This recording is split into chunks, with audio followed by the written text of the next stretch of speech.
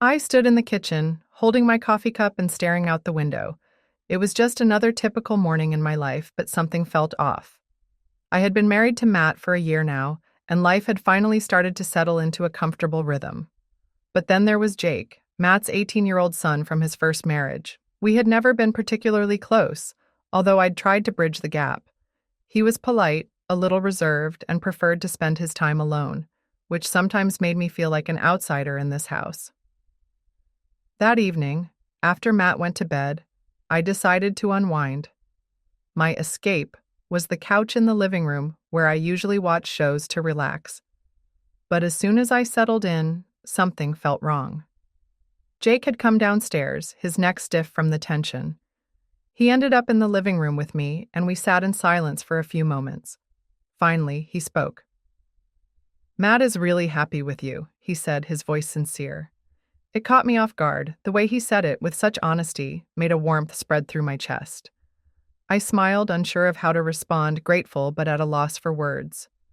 The morning began like any other. I made breakfast, Matt left for work, and Jake was still asleep. Yet something lingered in the air, a heaviness in my chest from the night before. I couldn't quite shake it, but what unnerved me more was the subtle shift in Jake's behavior. We hardly spoke that morning, and it began to bother me. In the kitchen, we moved around each other like shadows, avoiding eye contact. I tried to strike up a conversation, asking what he planned to do for the day. But his response was curt, and something in his tone made me feel like there was more between us than just the awkward silence we had been sharing. The rest of the day was uneventful until I found him sitting in the living room while I was doing laundry.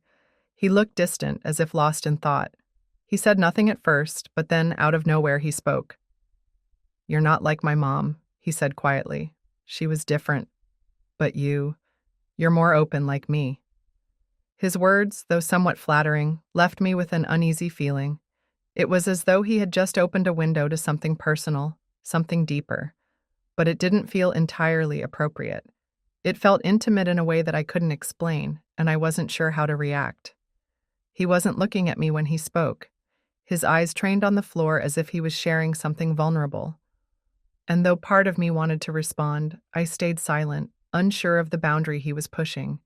His admission hung in the air, thick and uncomfortable, and I could feel it wrapping itself around me, pulling at something I wasn't ready to confront.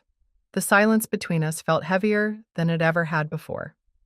That evening, when Matt was still at work, I had settled into the quiet of the house, bracing myself for another night of isolation. Jake remained in the living room, his usual space, and I tried to distract myself with a book, but my mind kept wandering back to the strange conversation earlier that day. Minutes later, he appeared in the doorway, standing still, his posture tense. We didn't speak immediately, but after a long moment, he walked over to where I was sitting. Without warning, he leaned in and kissed me. It was so sudden, so intense, that I froze. My heart raced, my mind scrambled to process what had just happened. His lips were soft, but the action was far from innocent. It felt like a violation, a crossing of an invisible line I hadn't even realized existed. I pulled away immediately, my breath sharp, my pulse pounding in my ears. "Jake, what are you doing?" My voice was harsh, almost panicked. "This isn't right. This is not okay." He stepped back, his face flushed with embarrassment, his eyes wide with regret. I don't know what came over me. I'm so sorry. I didn't mean to. I didn't know." His voice trailed off, as if searching for words that wouldn't sound as ridiculous as they felt. I couldn't form a response right away. I was overwhelmed, my thoughts jumbled, my body stiff with shock. The room felt too small, too close. My mind raced, trying to piece together the cause behind what had just happened. Was it a mistake? A moment of misplaced affection?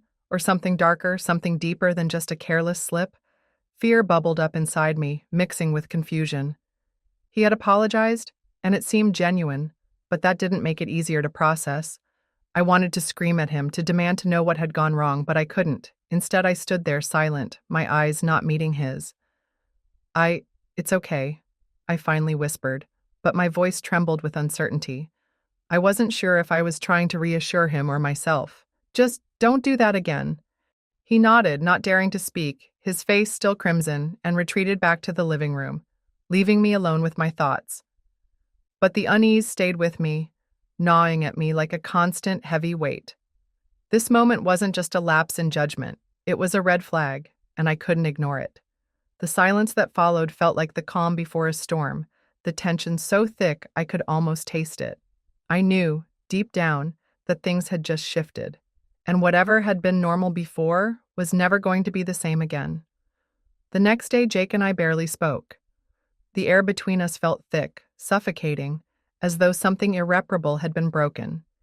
He avoided me, keeping to his room or disappearing into corners of the house where I couldn't find him. I couldn't bring myself to confront him, not just yet.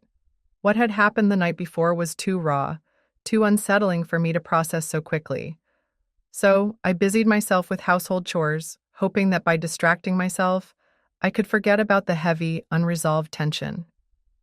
At dinner time, I tried to pretend that everything was fine, though I could feel the silence pressing down on me. When Jake appeared in the kitchen, offering to help, I nearly recoiled. My hands, which were chopping vegetables, froze for a moment before I regained composure. "Sure," I said, trying to sound casual. "That'd be nice." We worked side by side in silence, the clattering of pots and the soft sizzle of food the only sounds filling the room. His presence was uncomfortable, yet somehow familiar, like a distant echo that had been brought into the present against my will. I tried not to look at him, but I couldn't help it. His movements were slower than usual, almost tentative, as though he was waiting for something. I felt his eyes on me a few times, but I couldn't bring myself to meet his gaze. Then, just as I was stirring the pot, he spoke again. His voice was quieter than usual, almost hesitant. I'm really sorry about what happened," he said, his words slow, weighed down with sincerity. "I know it was wrong, and I didn't mean to make you uncomfortable. I just didn't know how to talk to you." His apology was different this time. It wasn't just a quick excuse. It felt like he was actually trying to communicate, trying to express something he had buried deep inside. But I still couldn't shake the unease, the discomfort that lingered in the pit of my stomach. I had heard the apology, but it didn't erase what had happened. I wanted to tell him everything. How his actions had shaken me, how they had made me question everything about our relationship, but the words felt too sharp, too painful to say aloud. "I know you didn't mean to hurt me," I replied quietly, stirring the soup. "But what you did was wrong, Jake. It's important that you understand that." My voice was steady, though the weight of the moment pressed on me like a 1,000-pound burden. He nodded, his face a mixture of shame and relief. "I understand, and I'm really sorry. I felt like I needed someone to talk to. And when you're around, it's easier to be myself. I didn't know how to handle it." I looked at him then, really looked at him, and I could see the vulnerability in his eyes. He wasn't just the teenager I had once seen as a distant, somewhat awkward presence in our home. He was someone struggling with his own feelings, his own need for connection. And though I couldn't ignore what had happened, a part of me felt pity for him.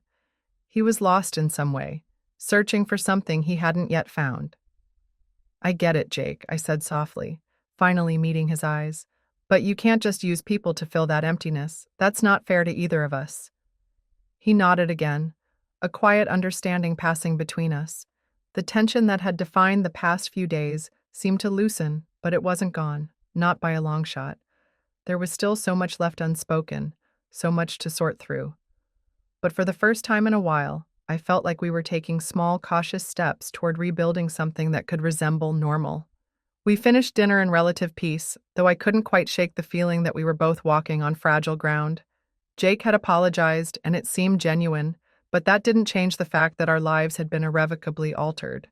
The boundaries that had once seemed clear were now blurred, and I knew it would take more than just words to restore the trust and safety that had been shattered.